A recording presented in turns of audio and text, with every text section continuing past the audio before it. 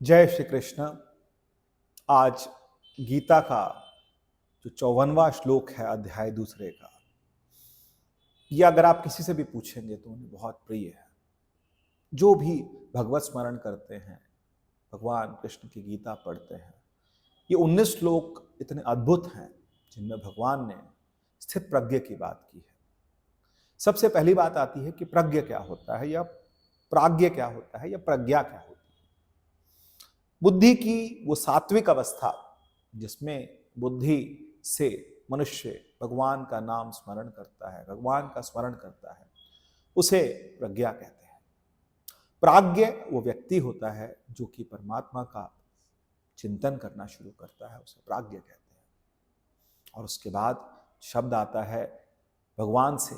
अर्जुन पूछ रहे हैं 54वें श्लोक में, जब भगवान ने कहा कि इस मोह के दलदल से बाहर निकल, इस कर्म कांड के दलदल से बाहर निकल, तो यहां मत फंस।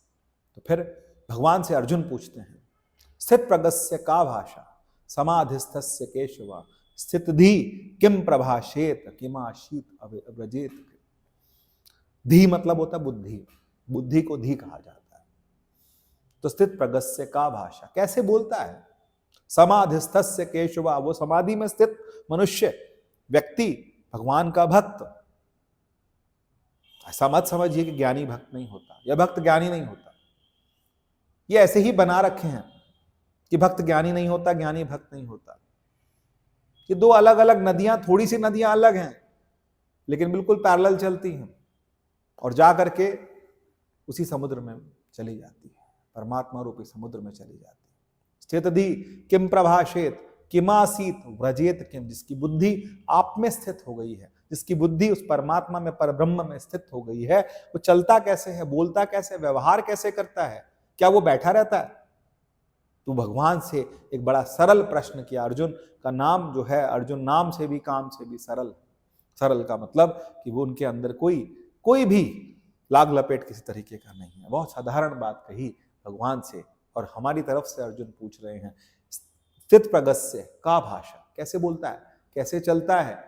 समाधिस्थस्य केशवा स्थितधि किम प्रभाषेत किमासीत व्रजेत किम, बैठता कैसे है, चलता कैसे है? तो भगवान के आगे, भगवान के सन्मुख ये सवाल अर्जुन का भी है और हमारा भी है, और इसके बाद भगवान जवाब देना शुरू करते हैं। जो उससे अगला श्लोक है, जो श्लोक है 55वें श्लोक में भगवान क्या कहते हैं? प्रजाघाती यदा कामान सर्वान पार्थ मनोगतान आत्मन्यवात्मनः तुष्टा स्थितधि स्थित प्रगस्य दोषते।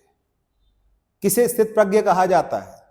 आत्मन्यवात्मनः तुष्टा, जो अपनी आत्मा से, आत्मा में संतुष्ट है, उसे कुछ नहीं चाहिए।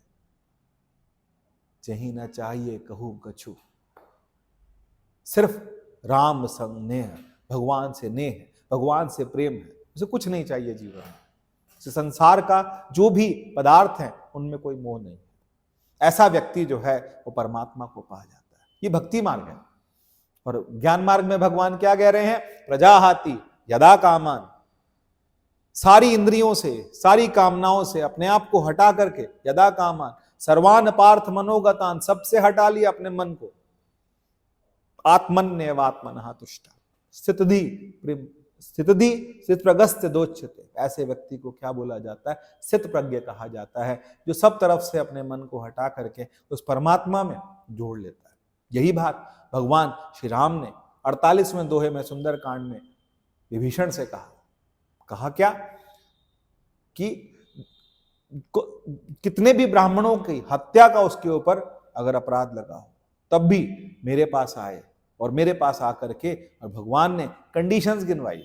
भगवान ने कहा कि अपने परिवार के जितने लोग हैं, अपने जो सुहृद हैं, पत्नी है, बच्चा है, सबसे सबकी ममता ताग बटोरी, मम पद मनहि बांध बर डोरी। भक्ति क्या कहती है? भगवान भक्त से क्या कहते हैं कि सब तरफ से अपने मन को हटा के, या फिर सब में जितना प्रेम है, तुलसीदास जी यही तो कह रहे हैं। तुलसीदास जी कहते हैं कामी ही नारी प्यारी जिमी, एक कामी को जितना प्यार नारी से है, लोभी ही प्रिय जिमी दाम, लोभी व्यक्ति को दाम से, दाम मतलब धन से, जितना प्रेम है, कामी ही नारी प्यारी जिमी लोभी ही प्रिय जिमी दाम तिमी रघुनाथ निरंतर, अनन्य, निरंतर का मतलब है कि कभी भी रुके ना। प्रिय लागहु मोहि राम, मुझे राम आप इतने प्यारे लगे जैसा कामी को स्त्री प्यारी लगती है, जैसे लोभी को धन प्यारा लगता है, जैसे हमें अपने परिवार के लोग प्यारे लगते हैं, जैसे हमें अपने सुहृद प्यारे लगते हैं, वैसे सबसे मन हटा करके जो सारा मन है, जो सारी की सारी जो हमारी चेतना है परमात्मा में प्रतिष्ठित हो जाए तो प्रजाहाति यदा कामान सर्वान पार्थ मनोगतान आत्मन्येवात्मनः तुष्टा स्थित प्रगस्त उच्यते। जय श्री कृष्ण।